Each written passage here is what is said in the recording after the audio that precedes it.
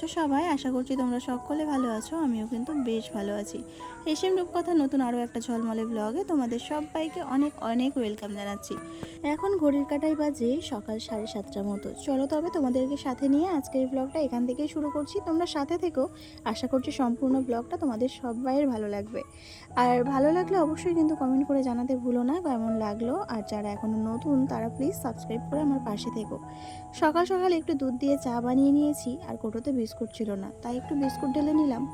নিয়ে এই যে চা খাওয়া হয়ে গেছে, আর মুড়ি মাখিয়েছিলাম সেটা তোমাদের সাথে শেয়ার করা হলো না। আর ছোটুকে ওই যে মুড়ি মাখিয়ে দিয়েছি। আর এদিকে এই যে দেখো, মাঠের থেকে কিছু শাক তুলে নিয়ে আসা হয়েছিল, সেই শাকগুলোকেই একটু ভেজে নিলাম। আজকে আমাদের জীবনের একটা বিশেষ একটা দিন। তো কি সেটা ব্লগে তোমরা থাকো। অবশ্যই টাইটেল থাম্বনেল দেখে হয়তো বুঝতে পেরে গেছো, তাও বলছি তোমরা সবাই সঙ্গে থাকো, দেখতে পাবে। তো আজকে হচ্ছে আমাদের বিবাহ বার্ষিকী, আর তার জন্য বিশেষ কিছু আয়োজন না। আমাদের কোনো হাইফাই সোসাইটি না, আমরা মধ্যবিত্ত পরিবার থেকেই বিলং করি, ওই জন্য আমাদের একটুখানি অনেকটাই আনন্দ হয়ে যায়। তো যাই হোক, চলো এখন সকালবেলা শাক টাক বেছে নিয়ে যা যা রান্না হবে সেগুলো সব গুছিয়ে নিয়ে যে বসে গেছি জয়কে পড়াতে। আর ওর সকালবেলা একটু না পড়ালে না ভীষণ দুষ্টুমি করে, ওই জন্য টাইম বের করে ওকে একটু পড়িয়ে নিই। তারপরে ওই যে অয়নের এখন স্কুল ছুটি আছে, তাই ও ছোটুকে স্কুলে দিয়ে আসতে যাচ্ছে। ছোটু যাবে খিচুড়ি স্কুলে, আর অয়নের তো প্রাইমারি স্কুল ছুটি, ওই জন্যই ও একটু দিয়ে আসতে গেল। আর অনেকটা রাস্তা তো ও হেঁটে পারে না, তাই অয়নকে বললাম তোর যে কদিন ছুটি আছে তুই সেই কদিন ওকে দিয়ে আসবি। আর এই যে বাড়িতে মাছ এসেছিলো, তাই একটু সিলভার কাপ মাছ আর একটু চিংড়ি মাছ নিয়ে নিয়েছি। চলো মাছগুলো কেটে নিই। আর অনেকটাই বেলা হয়ে গেছে জানো তো, এখন ঘড়িতে বাজে ওই যে 10টা মতো বেজে গেছে। আর অনেক কিছু রান্না হবে, তাই জন্যই এই মাছ কাটতে গিয়ে একটু দেরি হয়ে গেছে। তাই মাছ কাটলাম, কেটে ধুইতে গেছি। বাবা বললো তুই আমাকে দে, আমি ধুয়ে দিচ্ছি, আর তুই উনানটা ধরা।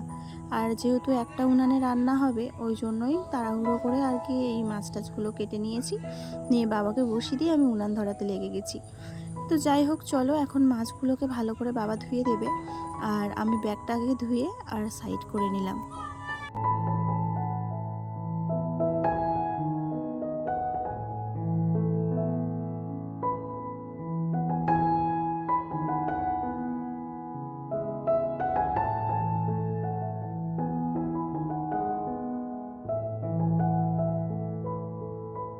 আর হ্যাঁ, তোমাদের সাথে তো বলা হয়নি, আমার বাবা এসেছিলো এখানে 2 দিন আগে। অনেক দিন পরেই আসলো জানো, যখন ঘরের কাজ হচ্ছিলো সেই সময় এসেছিলো, আর এই আসলো।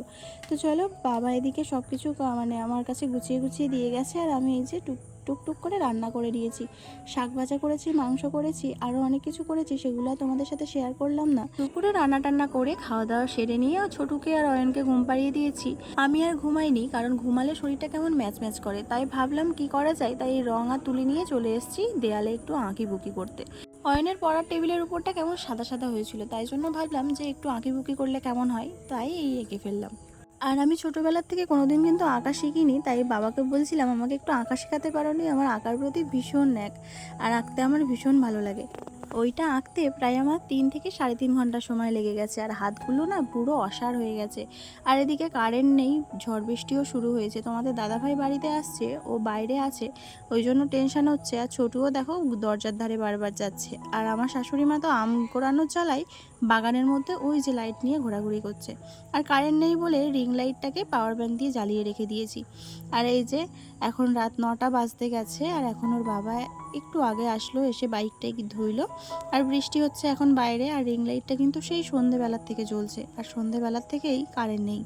তো চলো, আজকে হচ্ছে আমাদের 11 বছরের বিবাহবার্ষিকী। তো এই দিনটা সবার জীবনেই আসে, তো ভাবিনি যে ও বাড়িতে আসবে। আর ছোটোখাটো একটা কেক নিয়ে আসলেও এটা আমাদের কাছে অনেকটা বড় পাওয়া। ও যে এই এতটা দূর থেকে বাড়িতে এসছে, আর এত ঝড় বৃষ্টির মধ্যে একটা কেক নিয়ে এসছে, এটাই হচ্ছে সব থেকে বড় পাওয়া। গিফটের কোনো দরকারই হয় না, এইটাই হচ্ছে গিফট। তো যাই হোক, চলো এখন সবাই মিলে কেক টেক কেটে নিয়ে, আর ছোটু কেক কাটবে বলে এই যে দেখো ওকে একটুখানি দাঁড় করানোর জন্য পাথরের স্ট্যান্ডের মধ্যে উঠে দাঁড়িয়ে পড়েছে। আর কেক কাটা হচ্ছে রান্নাঘরে, কারণ কারেন্ট নেই, আর রিং লাইটটা জ্বলছে ঠিক এই রান্নাঘরে জানলার ধারে, ওই জন্যই এখানে দাঁড়িয়েই কিন্তু কেকটা কাটা হচ্ছে। আর মোমবাতিগুলো লেভালাম না, কারণ মোমবাতি লেভালে নাকি জীবনের বাতি লিভে যায়, ওই জন্য মোমবাতিগুলো জ্বলতেই আছে।